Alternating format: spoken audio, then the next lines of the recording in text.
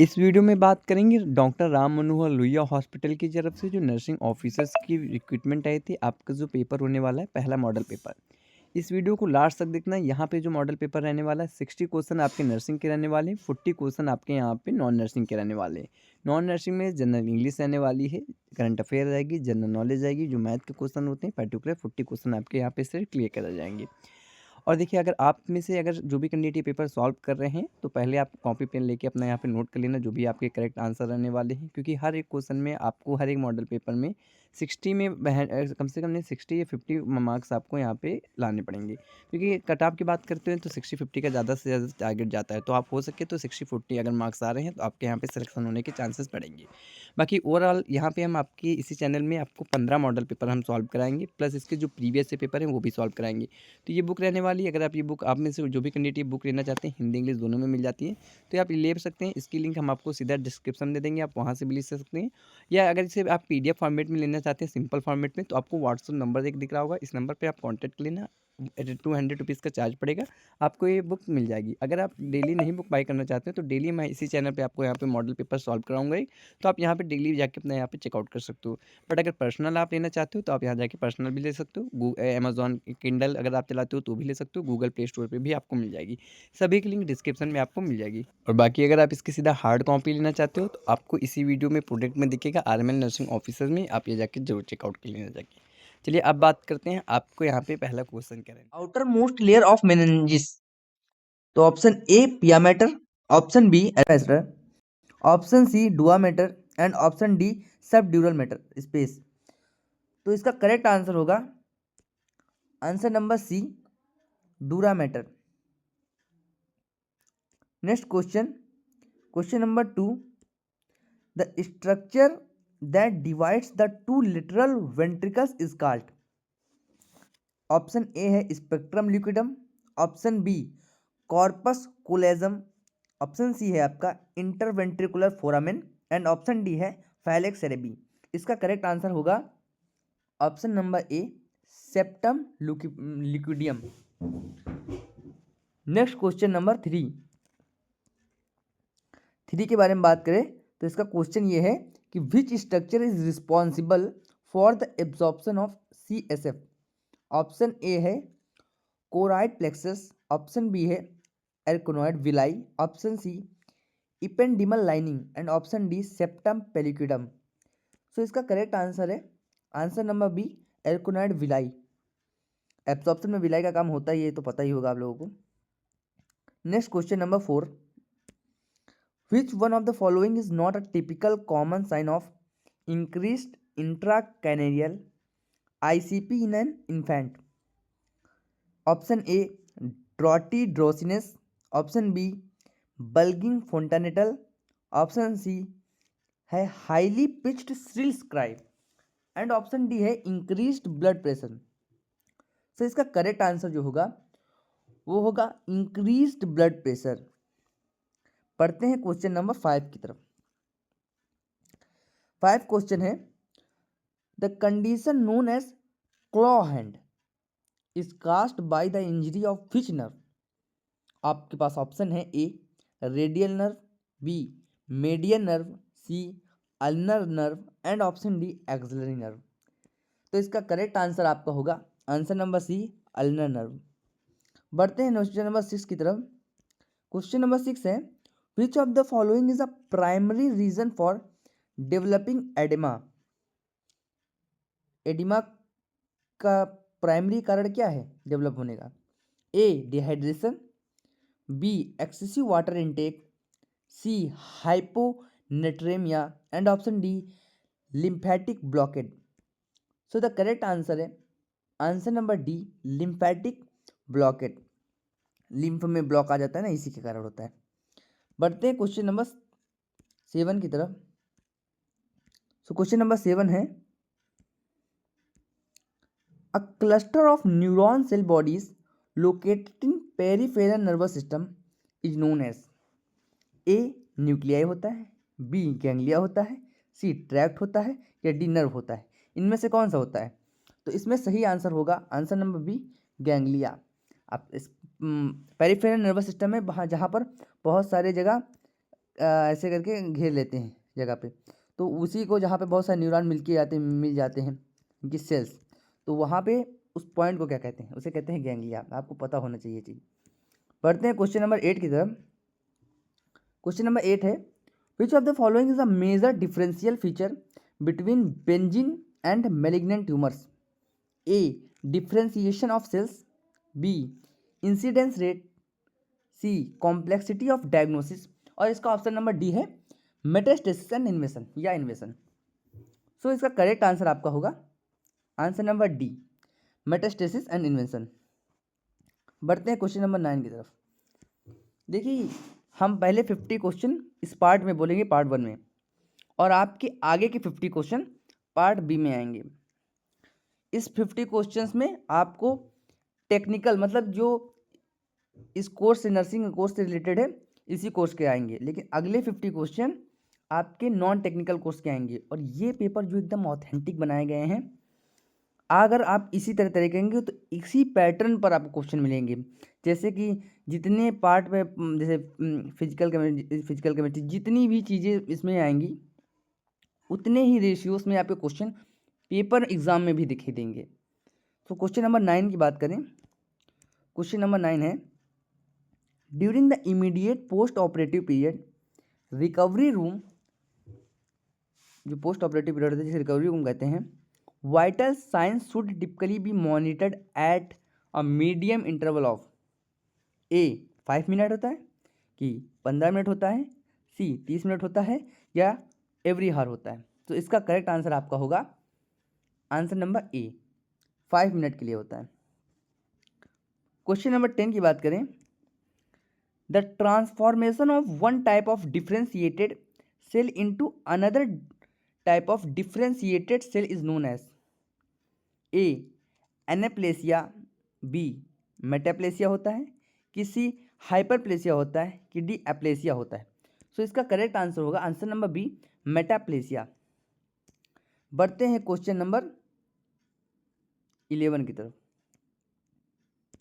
Question number 11 है, why are patients typically asked to remove lipstick before undergoing surgery? First option है to ensure successful surgery, B to check cyanosis, option C है to prevent infection, and option D है for psychological benefit. So तो इसका जो common answer सबको पता होना चाहिए कि इसका आंसर नंबर होगा B, to check cyanosis.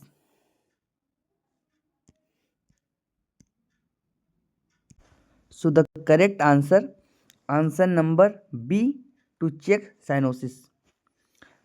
Next question की ओर बढ़ते हैं।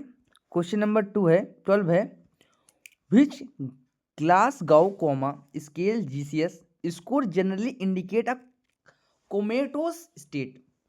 ऑप्शन ए है 12, ऑप्शन बी 9, ऑप्शन सी है 8 और लेस, एंड ऑप्शन डी है 15। सो द करेक्ट आंसर है, आंसर नंबर आपका होता है आंसर नंबर सी, 8 और उससे लेस। बढ़ते हैं क्वेश्चन नंबर 13 की ओर। क्वेश्चन नंबर 13 है, a patient is ordered to receive 100 ml of fluid over 2 hour using microset 60 drop per ml, what is the flow rate in drop per minute? A option है 50 drop per minute, B है 100 drop per minute, या सी है 12.5 drop per minute, या option D है 60 drop per minute. तो इसका correct answer आपका होगा आंसर नंबर ए होगा आपका 50 drop per minute. Question number 14 की बात करते हैं। तो क्वेश्चन नंबर 14 कहता है कि what is the most important last pre operative assessment for a patient undergoing elective surgery? Option A आपका है चेकिंग वाइटल साइन, बी है ensuring an empty bladder, and option C है checking recent lab report, option D है reviewing the surgical consent from. आपका इसका correct answer होगा answer number D, reviewing the surgical consent from. बढ़ते हैं question number 15 की ओर। 15 का क्वेश्चन है, what is the earliest indicator of post operative haemorrhage following tonsillectomy? A frequent swallowing और throat clearing, B decrease in blood pressure, C है आपका restlessness and option D है vomiting red coloured fluid. So इसका correct answer होगा answer number A, frequent swallowing और throat clearing. बढ़ते हैं question number 16 की ओर कि hypernatraemia is defined as serum sodium level greater than. तो hyper natremia serum sodium level greater then कैसे होता है? ए 135 एमईक्यू पर लीटर, बी 140 एमईक्यू पर लीटर, ऑप्शन सी 145 एमईक्यू पर लीटर एंड ऑप्शन डी 150 एमईक्यू पर लीटर। सो इसका करेक्ट आंसर आपका होगा आंसर नंबर सी 145 एमईक्यू पर लीटर। बढ़ते हैं क्वेश्चन नंबर 17 की ओर। तो 17 क्वेश्चन कहता है कि what is the most reliable indicator that fluid replacement therapy has been adequate in a patient with hypovolaemic shock? A improvement in skin turgor, B है increase blood pressure, C option है आपका कि urine output greater than 30 ml पर हार and option D जो बात करता है वो कहता है कि absence of digital pulse deficit. इसका करेक्ट आंसर होगा answer number C, urine output greater than 30 ml पर हार। आपके अभी तक अगर आप मतलब इसमें भी अगर 10 से 12 क्वेश्चन आप बना ले रहे हैं सो आपकी मतलब तैयारी सही है, और अगर इससे कम हो रहे हैं तो आपको और ज़्यादा प्रैक्टिस करने की ज़रूरत है। और अगर आप इसी तरह की 20 सेट की एक बुक या फिर आप ऑनलाइन जाते हैं तो आप हमारे डिस्क्रिप्शन बॉक्स में चेक कीजिएगा, तो आपको वहाँ पे हमारा प्ले बुक में भी मिल जाएगा, आप प्ले बुक में देख सकते हैं या फिर आप इसे बुक भी परचेज कर सकते हैं।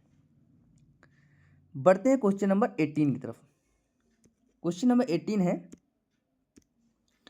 इन an adult which test reflex is used to indicate an abnormality in the motor control pathy reading from cerebral cortex? A Romberg test, B patellar reflex, C Babinski's reflex and option D Eklich's reflex। So इसका correct answer होता है answer number A, Romberg test. बढ़ते हैं question number 19 की तरफ। 19 है in an adult a reflex action of toes that is indicative of abnormalities in the motor control pathway leading for the cerebral cortex is known as A Romberg test, B patellar reflex, C Babinski reflex and option D Eklich reflex. So इसका correct answer होगा answer number C, Babinski reflex. ये reflex के बारे में question है, ये भी बहुत जरूरी ही क्वेश्चन है, उनको भी पढ़ना जरूरी है। बढ़ते हैं क्वेश्चन नंबर 20 की तरफ। क्वेश्चन नंबर 20 है all the following statements are true regarding positive end expiratory pressure PEEP and its haemodynamic effect except. A option जैसे दिया हुआ है कि PEP reduce venous return, B option दिया है PEP reduce pulmonary congestion, C PEP increase mean airway pressure and option D deep mean airway pressure. इसका correct answer होगा answer number D, PEP decrease mean airway pressure. बढ़ते हैं question number 21 की तरफ। What type of phobia is described as the fear of water? A xenophobia, B agoraphobia, C hydrophobia and option D pyrophobia. तो इसका तो answer एकदम common आपको आना चाहिए, इसका आंसर है आंसर नंबर सी हाइड्रोफोबिया। अब आपको एक क्वेश्चन दे रहा हूँ, ये बताना है ये वाटर फोबिया होता किसके कारण, किस जानवर के कारण है, मतलब किस बीमारी के कारण होता है। वैसे मैं आपको बता देता हूँ, ये होता है रेबीज के कारण। जब आपको कोई कुत्ता या फिर कोई ऐसा जानवर काट ले तो उसी के कारण ये रेबीज फैलता है, और उसी में ये हाइड्रोफोबिया बीमारी होती है।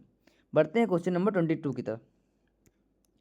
क्वेश्चन नंबर 22 है which of the following substance are poorly absorb by activated charcoal except? A atropine है, बी कार्बामेट्स है, ऑप्शन सी है phenytoin and option D substance D placeholder for the intended exception.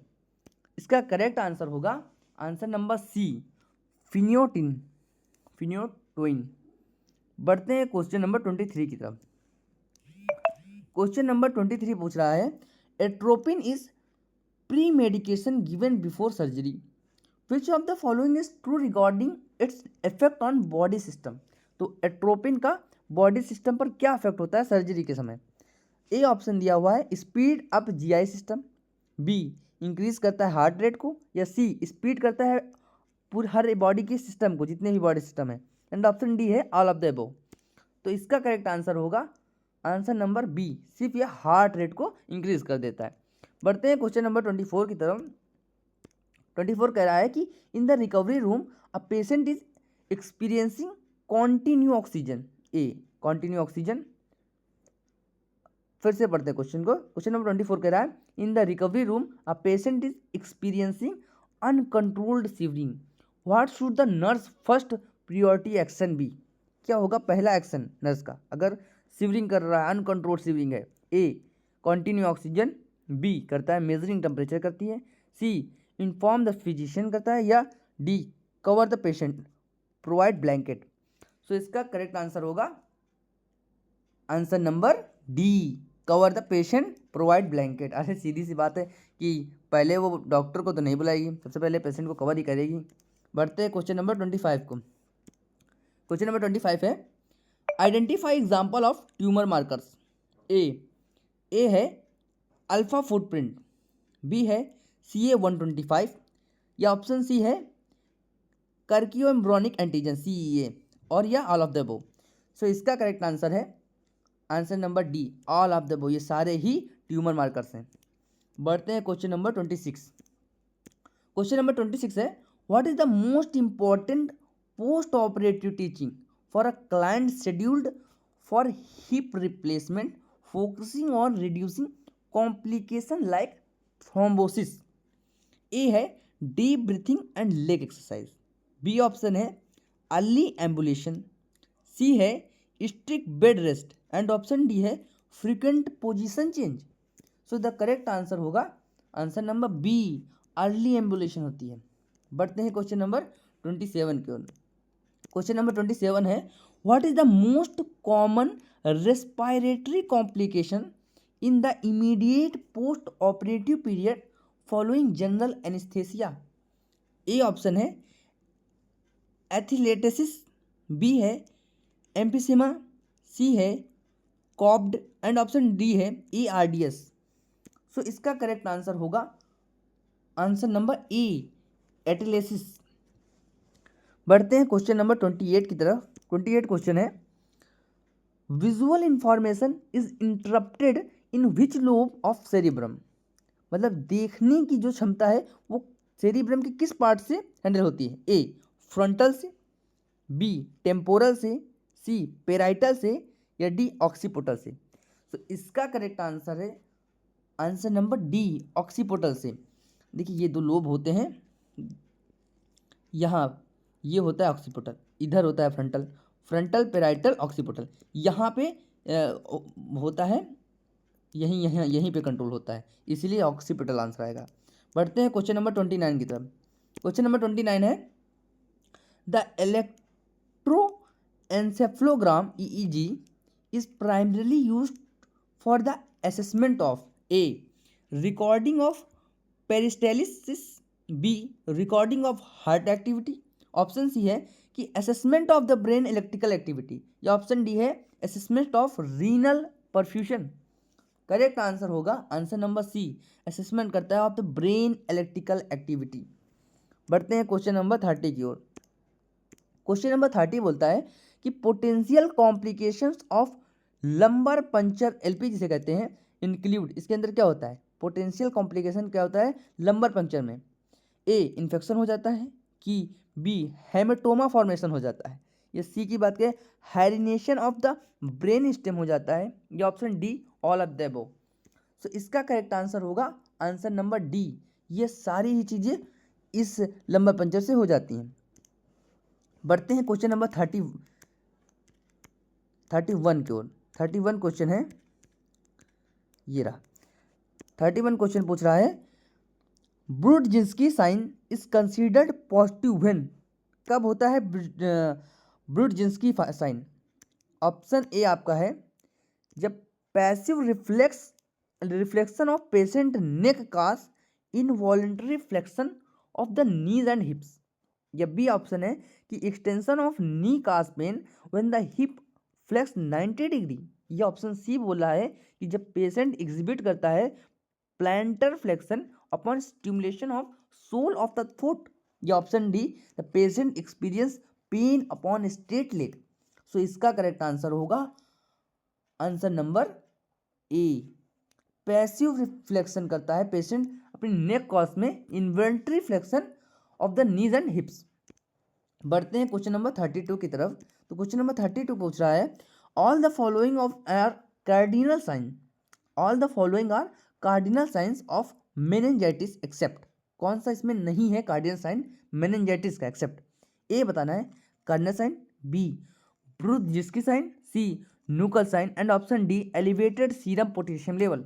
इसका correct answer होगा answer number D elevated serum potassium level. जब मतलब serum potassium level high हो जाता है, एलिवेटेड बढ़ जाता है तो इसमें कैरेडियन साइन दिखने लगते हैं।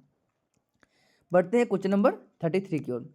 33 कहता है कि the leading cause of damage और displacement in the subarachnoid space, subarachnoid haemorrhage या हेमोसियस is often A aneurysm rupture, B hyperlipidaemia, C है blunt trauma and option D है डीप वीन थ्रोम्बोसिस। इसका करेक्ट आंसर है answer number A aneurysm rupture. बढ़ते हैं question number 34 की ओर।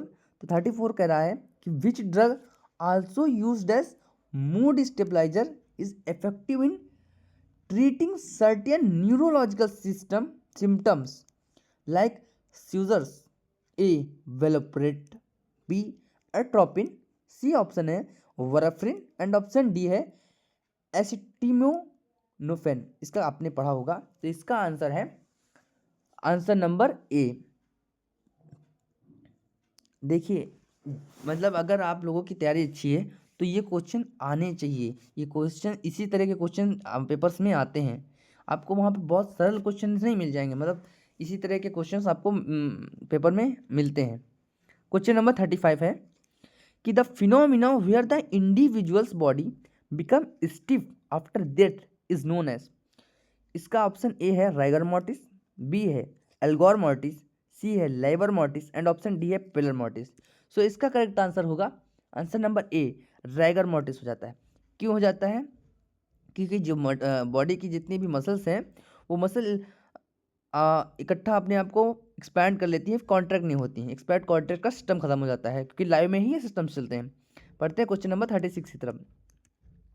Question number 36 कह रहा है कि पैरेट जो है parrot like a repetition, parrot like जो रिपीटेशन होती है वर्ड में spoken by another person is known as. तो जो अनदर पर्सन में पैरेट लाइक रिपीटेशन होती है वर्ड बोलने में, वो किसके कारण होती है? ए उसे क्या कहते हैं? ए कोलोलिया कहते हैं, बी न्यूलोजिज्म कहते हैं, सी वर्बिग्रेशन कहते हैं या सी वर्ड सैलेड कहते हैं। तो इसका करेक्ट आंसर होगा answer number A echolalia, sorry echolalia. बढ़ते हैं क्वेश्चन नंबर 37 की तरफ। क्वेश्चन नंबर 37 कह रहा है कि द कैलोरी टेस्ट कोल्ड और warm is perform to the excess damage in which organ और स्ट्रक्चर। ऑप्शन ए कह रहा है कि सेरिब्लम, बी या इनर ईयर वेस्टिबुलर फंक्शन कहता है, या सी कहता है कि ब्रेन स्टेम या मिड ब्रेन पॉन्स या मेडुला, ऑप्शन डी कह रहा है हाइपोथैलेमस। तो इसका करेक्ट आंसर आपका होगा answer number B inner ear vestibular function, जो कि वेस्टिबुलर फंक्शन का पार्ट है। बढ़ते हैं क्वेश्चन नंबर 38 की ओर। 38 कह रहा है कि which haemoglobin is predominantly found in breast milk. Breast milk में तो ए ऑप्शन है IgE, बी है हीमोग्लोबिन ए, सी है हीमोग्लोबिन एम या ऑप्शन डी है हीमोग्लोबिन डी। सो इसका करेक्ट आंसर है answer number B haemoglobin A. ये मिल्क में पाया जाता है, ब्रेस्ट मिल्क में। बढ़ते हैं क्वेश्चन नंबर 39 की ओर। 39 क्वेश्चन है, multiple सिलोसिस MS involve the destruction and damage demyelination of myelin cells is the A PNS system, C skeletal muscles, C neuromuscular junction, या D सेंट्रल नर्वस सिस्टम।